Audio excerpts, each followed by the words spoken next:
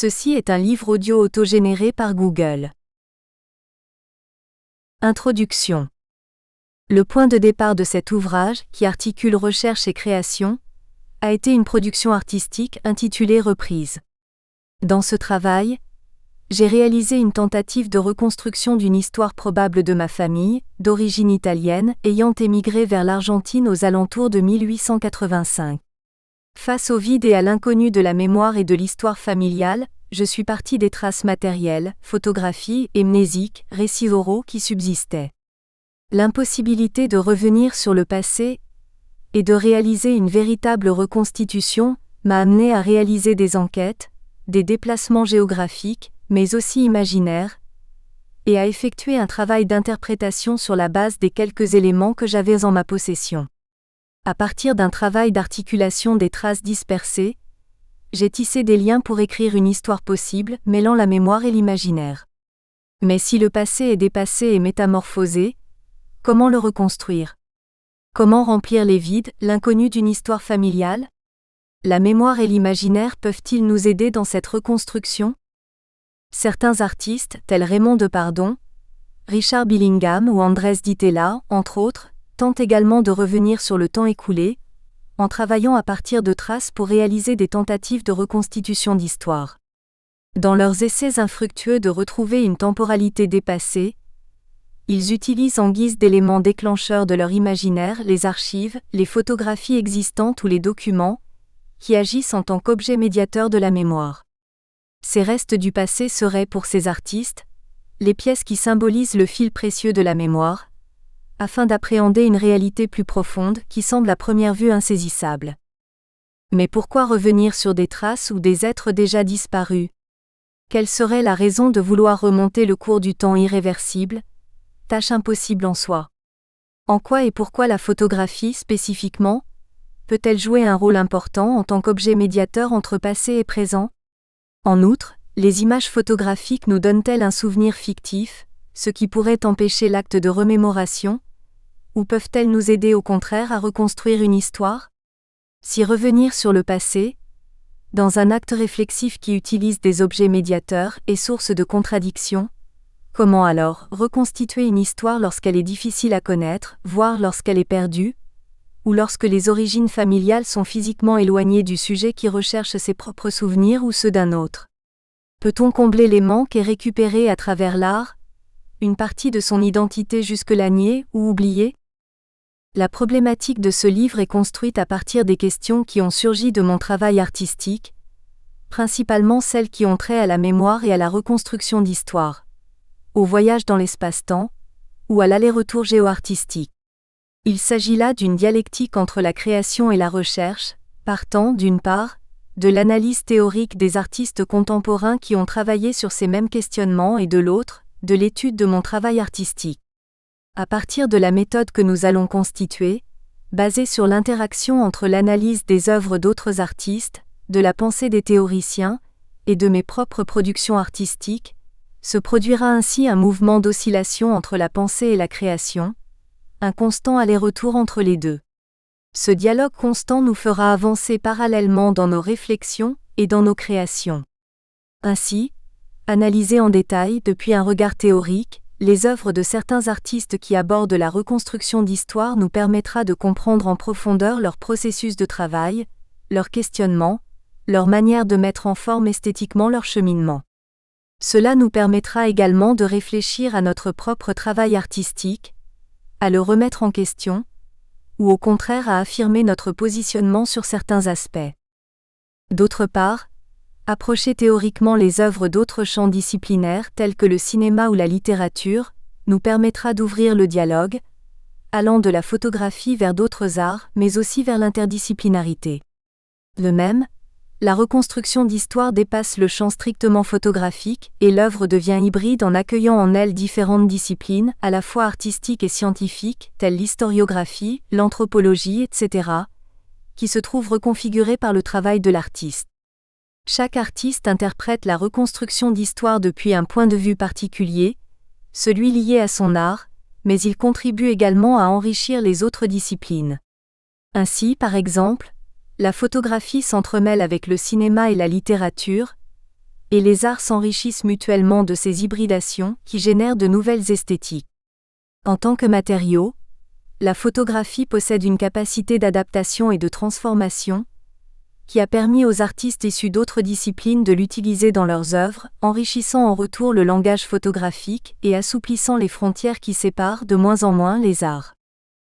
Je tiens à remercier particulièrement François Soulage, ainsi que Julia Dupont, Léonore Arfeux, Christine Delory-Momberger, Arnaud Gisinger, ma famille et mes amis. Chapitre 1, Album familial et reconstruction d'histoire. La photographie de famille possède une identité et un caractère qui lui sont propres et la caractérisent comme une pratique en elle-même, autonome, et ce en raison de plusieurs facteurs, ses usages, ses évolutions techniques, ses esthétiques, ses finalités. L'une des spécificités de cette pratique amateur, qui la distingue de bien d'autres modalités photographiques, réside dans le fait que l'opérateur fait généralement lui-même partie du cercle familial qu'il représente.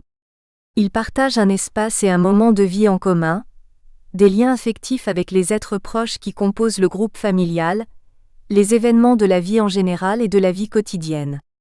L'opérateur et le sujet photographié appartiennent alors au même cercle, qui est celui de la famille. Le caractère dialogique s'avère ainsi primordial dans cette photographie de l'intime. Le sujet qui photographie est proche des modèles, lié à lui sur le plan affectif, dans un rapport aussi bien physique que psychologique. L'opérateur et le référent peuvent parfois se relayer et se confondre, car ils font partie tous les deux des scènes familiales immortalisées par l'appareil photo. Dans la photographie de famille, les images sont plutôt l'expression de situations, d'événements, de liens, de sentiments, montrées essentiellement sous l'angle de la cohésion et du bonheur du groupe.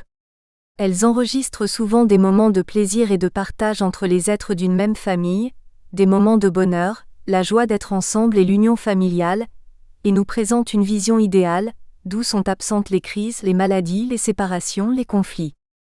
Mais c'est surtout au sein d'un dispositif, tel que celui mis en œuvre dans l'album familial, que l'histoire du groupe sera racontée et conservée afin de faire perdurer la tradition. L'album permet, à travers le déroulement de la vie de la famille en images, de montrer la vie des personnes qui composent le groupe, le passage du temps et les générations qui l'ont précédé. Il témoigne d'une histoire, révèle différentes époques, articule des scènes et des personnages au fil du temps, entremêle les générations antérieures avec celles plus actuelles et rassemble dans son sein les membres dispersés géographiquement voire déjà disparus. Cette chronique, porteuse de mémoire, raconte à travers les images de l'album non seulement l'univers particulier de ce cercle, mais aussi la trajectoire de chacun de ses membres. Sur le caractère particulier de l'album familial, André Rouillet explique. Sa particularité est d'être le point de rencontre des individus avec leur propre image et avec celle de leurs proches. Cet ensemble d'images apparaît comme un lieu rassurant de certitude et de stabilité. Les membres sont identifiés et partagent des sentiments d'affinité.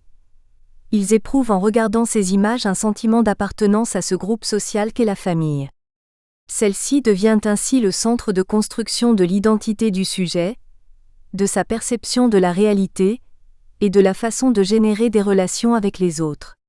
C'est un agent de socialisation grâce auquel chacun prend connaissance de valeurs, de croyances, de rôles particuliers mais aussi collectifs. Les photographies de famille sont là pour nous rassurer en tant que membres de celle-ci, et nous faire sentir que nous participons à l'histoire commune d'un groupe dans lequel nous figurons. Les images deviennent alors nécessaires pour maintenir une mémoire personnelle et familiale, qui se construit sur des faits mémorables enregistrés, des moments spécifiques de la vie en commun.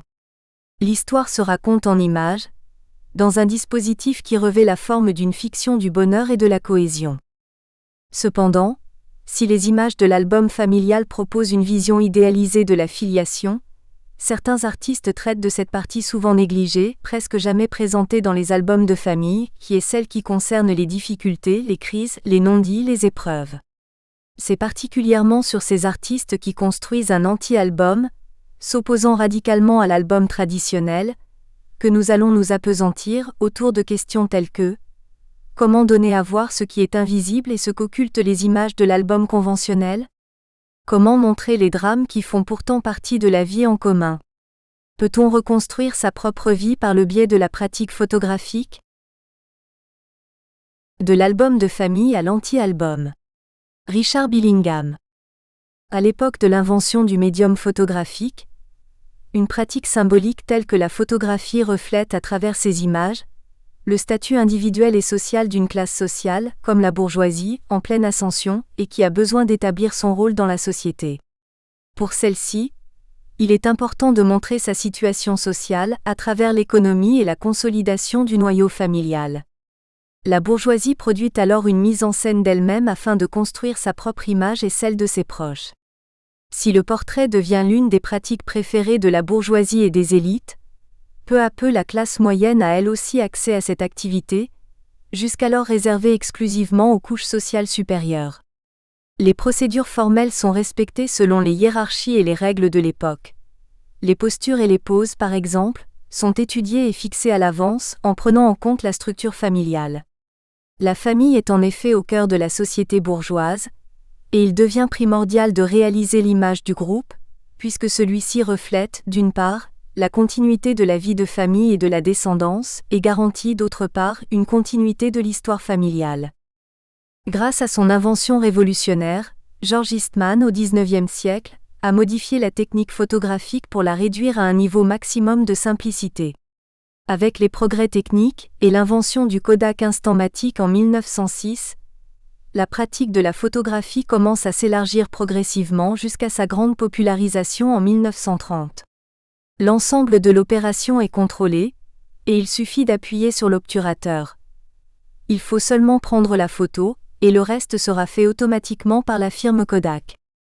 Les films seront envoyés pour être développés, puis l'appareil rechargé à l'aide d'une autre pellicule vierge, afin de permettre de continuer à photographier. Les appareils deviennent également accessibles au grand public, si bien que la photographie en tant que pratique s'étend à toutes les familles, et tend à devenir une pratique démocratisée. Exclusivement réservée aux classes les plus élevées à ses débuts, elle touche désormais des couches plus larges de la société pour devenir, au début du XXe siècle, une pratique populaire. Il s'agit d'un changement radical de paradigme de la société moderne, basé essentiellement sur l'automatisme, la progression et la vitesse, que l'on retrouve aussi dans l'automobile. Cette photographie familiale naissante vient représenter en image la vie du groupe, à travers la captation de moments vécus et de célébrations particulières, telles que les anniversaires, les mariages, les fêtes, les vacances, etc., et qui constitueront ultérieurement l'album familial. Dans un premier temps, les photographies des ancêtres occupaient une place centrale dans la constitution de l'album familial. Les arrière-grands-parents, par exemple, qui étaient à l'origine de l'histoire familiale, avaient donné une descendance, leur nom, et créé une dynastie, figuraient ainsi parmi les personnages principaux de l'album de famille. Ils jouaient un rôle considérable, en tant que fondateurs du mythe familial qui se transmettait de génération en génération.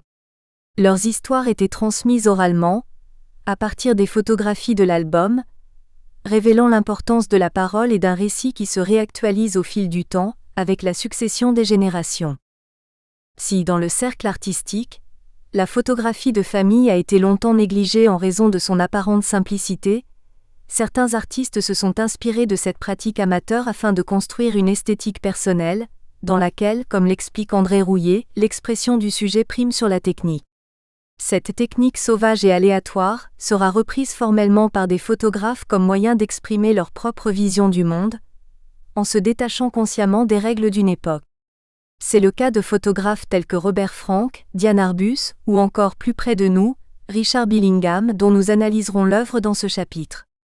Robert Frank, par exemple, avec ses cadrages intempestifs, ses images voilées, ses rayures, ses déformations, ou ses angles de prise de vue inédits, va construire une esthétique personnelle qui bouleverse la conception perspectiviste de la photographie issue du XIXe siècle, ceci dans le but de la libérer du carcan des règles formelles qui la fondent à l'époque, l'objectivité, la géométrie, etc., et afin d'accorder une place au hasard et à la subjectivité de l'auteur au sein de la photographie.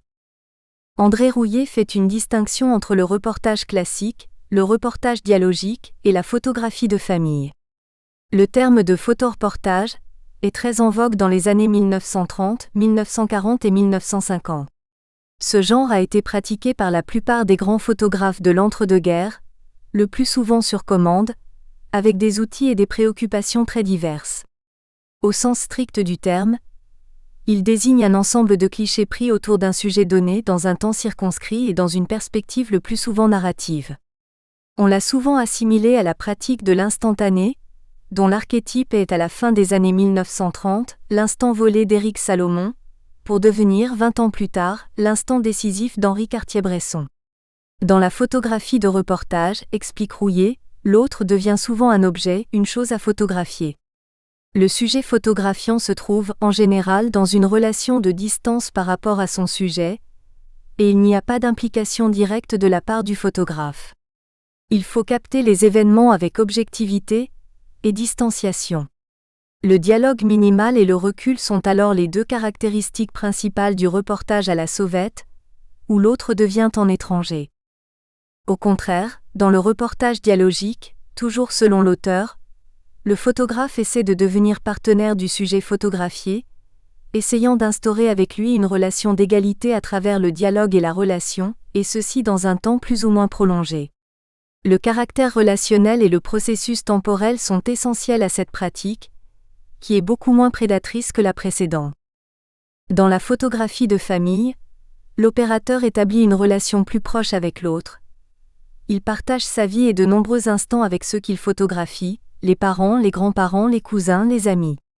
Ce qui le distingue de la pratique du reportage classique, où l'opérateur doit se confronter à des situations physiques et à des conditions de vie, parfois extrêmes, afin de parvenir à réaliser une bonne photographie. Du point de vue formel, par exemple, pour qu'une photographie de reportage soit considérée comme réussie, il faut qu'elle respecte certaines exigences au niveau de sa réalisation ainsi que de son esthétique. Bien au contraire, en ce qui concerne la photographie de famille, la maîtrise technique n'est pas une condition essentielle car comme l'explique Rouillet, celle-ci demeure une activité d'amateur souvent inexpérimenté, ignorant des règles élémentaires du procédé ou indifférent à ses principes. De fait, l'automatisme des appareils permet de produire des images correctes sans rencontrer de problèmes techniques, car le sujet photographiant essaie principalement de se concentrer sur l'instant de vie et de capter des événements qui semblent importants à la vie familiale. Ce qui compte est donc moins une maîtrise technique que l'expression des émotions que l'on partage à certains moments, lors des réunions du groupe. Les exigences techniques et les règles formelles cessent d'avoir de l'importance dans cette pratique amateur, qui se dégage de toute prétention artistique et se concentre principalement sur l'enregistrement des instants intimes et du sentiment d'appartenance qui lie entre eux ses membres. Peu importe la qualité de l'image, car son usage est domestique, et les clichés sont réalisés principalement dans l'objectif de les partager avec les proches. Comme le suggère Rouillet, le fait qu'il s'agisse d'une technique aléatoire et d'une écriture qualifiée de sauvage, produit un type de photographie qui pratique une forme d'esthétique involontaire. Anne-Marie Gara va dans le même sens en considérant la photographie de famille comme une pratique sans prétention artistique, composée d'images sans qualité. Dans le dispositif de l'album, le sujet qui construit les récits en images s'exprime en élaborant une histoire familiale possible. Cette construction discursive peut être élaborée par un sujet différent de celui ou ceux qui ont produit les images. Dans cette action collective et convergente, l'objet visible mêle souvent en lui le dit et le non-dit, et si cette chronique émane elle-même de la famille, elle ne la représente pas complètement. Les photographies de l'album véhiculent toujours une proposition de discours, une version plus ou moins consensuelle de l'histoire commune. Comme l'explique Anne-Marie Gara, il y a les photos visibles, mais aussi toutes les photos invisibles, celles qui n'ont pas été prises mais qui restent dans la mémoire. Tout ce qui n'apparaît pas de manière visible, tout ce qui ne peut pas être montré et qui rompt avec l'unité familiale, ce qui suscite tristesse, honte, douleur, ne figure jamais dans les albums, de même que les secrets de famille ou tout ce qui peut représenter l'échec familial. Une famille déstructurée, rattachée par l'intérêt, la violence ou l'abus, n'est pas présentée au regard, pas plus que ne le sont les crises émotionnelles, économiques ou la ruine du noyau familial. Les amants et les familles parallèles n'y apparaissent pas davantage, pas plus que la violence ou les comportements antisociaux, drogue, alcool, etc. Puisque tout cela supposerait reconnaître un échec et avec lui la dévalorisation de la famille. Pourtant, comme le pense Gara, en observant attentivement les images on peut percevoir et deviner parfois les conflits qui ne sont pas visibles, par le biais des regards croisés, des gestes, des absences, voire même des rayures à la surface des images. A contrario, certains artistes travaillent sur cette partie souvent négligée des albums familiaux. Tel est le cas d'un artiste comme Richard Billingham, qui a centré son œuvre sur l'intimité de son univers familial dysfonctionnel. Depuis le début de sa carrière artistique, ses travaux font toujours référence à son histoire et à celle de sa famille. L'artiste revient sur son enfance, sur l'absence d'autorité paternelle, sur sa ville natale, et plus récemment sur ses souvenirs d'enfance avec sa mère. Rise Love, par exemple, est un projet photographique que l'artiste a réalisé entre 1990 et 1996 sur sa famille, et plus particulièrement sur son père Ray, victime du chômage et des conséquences terribles d'une dépendance à l'alcoolisme. Ce puissant ouvrage de photographie possède une force particulière, et le contenu violent des images peut avoir un fort impact sur le spectateur. Le travail de Billingham s'inscrit dans la durée de la vie de sa famille, et s'ancre principalement sur son intimité, marquée par la souffrance et la violence. Ces photographies sont des fragments de la vie d'une famille qui connaît une situation de crise permanente, engendrée par le chômage et les bouleversements économiques qui affectent une partie de son pays, l'Angleterre, qui subit alors les conséquences des politiques d'État.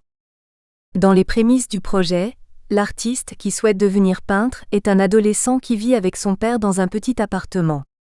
Sa mère, Liz, les a abandonnés à cause des problèmes de son père liés à l'alcoolisme. L'artiste peint régulièrement son père, qui devient alors son modèle.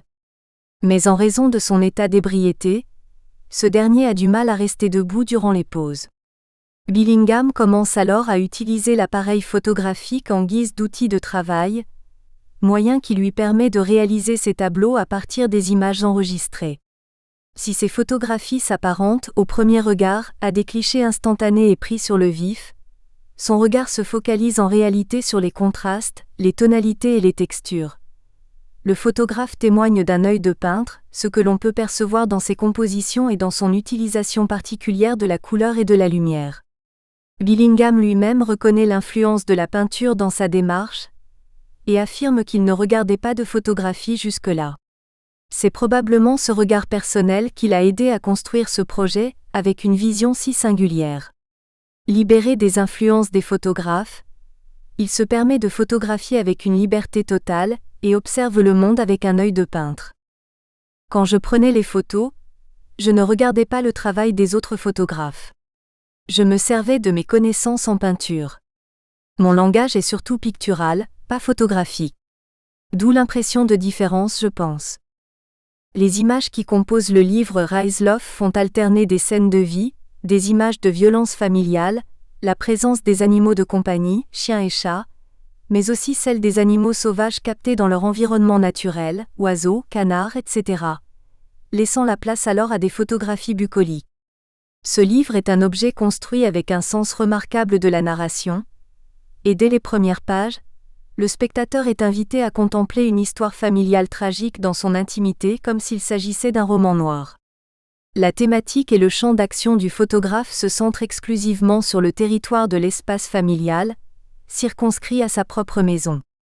Il explore tous les endroits du foyer et suit les membres de sa famille, plus particulièrement son père, Ray, qui constitue le personnage principal de ce livre. Les scènes photographiées se déroulent aux toilettes, dans les chambres, la salle de séjour ou la cuisine, où les individus apparaissent souvent occupés à leurs tâches domestiques et semblent ne pas être conscients de la présence de l'appareil. On y voit la vie de tous les jours captée dans sa banalité. Tel un poète obscur du quotidien, Billingham raconte l'enfer de sa propre famille, jour après jour, à travers les actes anodins qui les ponctuent. Il capte les moments de tension, de violence, de tristesse et la dépression qui habitent son père. À l'inverse d'une mise en scène, où tout doit être préparé à l'avance, c'est la spontanéité qui règne ici. Le photographe doit donc avoir les bons réflexes pour capter les scènes éphémères des drames familiaux. En utilisant une esthétique qui se rapproche de celle de la photographie amateur, l'artiste semble ne pas accorder la priorité à la maîtrise technique de l'appareil photographique. L'utilisation d'un appareil compact amateur et léger, contenant un film 35 mm en couleur, lui permet de capter des instantanés sans réfléchir aux questions techniques, tels que le temps d'exposition, la vitesse d'obturation ou l'ouverture du diaphragme. La seule préoccupation est d'attendre l'instant décisif et de déclencher l'appareil au bon moment afin de capter les situations violentes dans le court laps de temps où elles se déroulent. Tel un photoreporter de l'intime, Billingham privilégie la saisie du moment afin de nous montrer un drame existentiel, et se concentre principalement sur les scènes de violence, explicites ou potentielles. Il attend patiemment, tel un chasseur d'images, que l'action se déroule et éclate. Mais si, comme on l'a dit précédemment, le photoreporter se trouve généralement dans une position de distance avec ses modèles, c'est ici tout le contraire qui a lieu, puisque le photographe entretient une relation de proximité avec ceux dont il partage la vie. Le photographe se situe dans le territoire privé de sa famille, et c'est ce monde qui sera révélé au spectateur. Face à l'agitation des membres de ce microcosme, le photographe a souvent bougé en prenant ces images. Celles-ci se révèlent floues, comportent du grain, et les cadrages se font aléatoires ou récurrents. Ces photographies montrent ce que l'on ne laisse pas transparaître habituellement. La violence explicite de ses parents, les animaux de compagnie jetés sur la scène de ce théâtre, un père complètement ivre photographié à l'instant où il tombe par terre, etc. Billingham nous présente une famille en ruine, abandonnée au chômage et souffrant de problèmes liés à l'alcoolisme, à la dépression et à l'extrême agressivité de ses membres entre eux. L'artiste se fait le témoin direct de ce drame, dont il est l'un des protagonistes, même si certains aspects intimes qu'il montre peuvent sembler discutables. Les images semblent prises à la sauvette, presque sans réflexion, car Billingham est davantage centré sur l'action et les émotions que sur la technique. Il ne s'agit en fait pas d'une méconnaissance de la technique, car le photographe la connaît bien, mais plutôt d'une manière de pratiquer un oubli de celle-ci, ou pour reprendre les termes d'André Rouillet, d'une esthétique involontaire. Écriture sauvage, technique aléatoire, esthétique involontaire. La force expressive des clichés repose paradoxalement sur l'oubli de la technique et de l'écriture, et principalement sur la proximité que ces minuscules territoires de la famille assurent aux acteurs du processus. À la manière d'un photographe comme Robert Frank, dont les cadrages sont semblables à ceux d'une caméra subjective au cinéma, les images de Billingham sont souvent prises alors que le photographe lui-même est en mouvement. Centré lui aussi sur l'aspect émotionnel, il en résulte des images floues ou décentrées, qui expriment des sentiments contradictoires face à cet univers familial violent et complexe qu'il tente de capter. Attentif aux gestes, il semble photographier instinctivement, s'oubliant aussi peut-être lui-même pour se plonger complètement dans la scène. S'agit-il plutôt alors d'un oubli de soi visant à capter quelque chose de plus profond, comme un éclair de la réalité ? Ray, le personnage principal du livre, père de l'artiste, est entouré de sa mère, Lise, et de son frère, autant de personnages dont le photographe est proche psychiquement et psychologiquement. S'agit-il alors d'une autobiographie, ou d'un autoportrait ? Peut-on raconter sa propre vie ou celle de sa famille en images lorsqu'on est si proche de celle-ci, au niveau affectif ? Et si oui, comment ? C'est ici que le caractère dialogique s'instaure comme modalité essentielle de travail de l'artiste, qui connaît ses modèles en profondeur. En tant que membre de cette famille, il possède une liberté d'action qui lui permet de prendre ses photographies dans l'intimité du cercle, et de passer le plus souvent inaperçu auprès de ses modèles, qui se comportent naturellement devant lui. Cette relation d'entière confiance fait acquérir une certaine valeur de transparence aux images, qui semblent des fragments extraits de la vie sans médiation, sans artifice. Le dialogisme dont fait preuve Billingham repose essentiellement sur cette position privilégiée du photographe parmi ses modèles, dans ce partage de l'espace intime, qui est presque une fusion de l'artiste avec les scènes photographiées. Et Billingham ne semble pas hésiter, ni avoir honte de montrer les siens dans les conditions misérables qui sont les leurs. En regardant ces images, le spectateur se sent proche des scènes comme s'il n'existait pas de médiation entre lui et les personnages photographiés. On sait pourtant que la photographie n'est pas un fragment direct de la réalité, qu'elle ne met pas le réel et l'image face à face, dans une relation binaire d'adhérence, mais qu'elle est une médiation entre une réalité vécue par le photographe et la réalité vécue ou imaginée par le regardeur de la photographie. Rares sont cependant les photographes qui, comme Billingham, parviennent à saisir leurs proches avec autant de profondeur et de sincérité. Mais la démarche de montrer ses proches de cette manière, est-elle un geste d'amour ou de honte ? Produire des images aussi fortes sur le plan émotionnel, constitue-t-il une manière pour le photographe de prendre ses distances par rapport à son cercle intime? Lorsque l'on regarde l'ensemble des images du livre, la construction du récit procure une impression d'enfermement, une plongée dans un espace clos et étouffant. Les personnages ne semblent jamais sortir de la maison et ressemblent à des prisonniers malades et emprisonnés dans un habitacle réduit et asphyxiant. Dans cet ouvrage, composé d'images époustouflantes, le lecteur a à peine le temps de souffler. Il se trouve parfois devant la photographie d'un animal sauvage, immergé subitement dans un paysage naturel et calme, qui semble lui ménager une courte pause dans ce climat asphyxiant. Les conditions de vie de la famille sont difficiles et, page après page, il devient de plus en plus malaisé de regarder ces photographies sans éprouver de l'émotion, à la vue de ce père alcoolique et au chômage ou de cette mère obèse qui fume et mange sans arrêt. L'on se demande aussi si le frère suivra ce chemin vers la décadence, ou s'il pourra-t-il échapper à cet enfer familial. Le père, Ray, souffre d'une dégradation physique et mentale accélérée liée à sa maladie. L'on devine qu'une fois à la retraite, il a probablement trouvé refuge dans l'alcool et passe ses journées entières à boire. Les photographies nous montrent aussi une mère violente envers lui, probablement en raison de l'alcoolisme dont il souffre. De telles images sont difficiles à voir, car elles nous montrent explicitement la violence physique, la haine quotidienne, la tristesse et le désespoir d'une famille qui semble progressivement se désintégrer. Dans cette famille, les liens affectifs sont complexes et confus. Les rôles respectifs des parents semblent inversés, mais également ceux des fils par rapport à leurs parents. Pour ces deux fils, le père ne possède aucune autorité dans la famille. Il est vu comme un personnage souffrant de problèmes physiques et psychiques, comme un corps vieilli et affaibli par l'alcool et doté d'une faible personnalité. Au sein de cette famille où tout est vécu, montré, partagé par tous, la violence, les angoisses personnelles, la dépression, l'alcoolisme, il n'y a apparemment aucune limite, aucune frontière entre les êtres. Le photographe semble représenter cette zone confuse où tout est mêlé. Mais si ce problème qui a affecté sa propre famille semble particulier, il est en fait le révélateur d'une crise qui a touché à l'époque une grande partie de la population en Angleterre. Quand j'ai pris ces photographies, mon intention était purement personnelle. Elle n'a jamais été... Nous espérons que vous avez apprécié cet aperçu.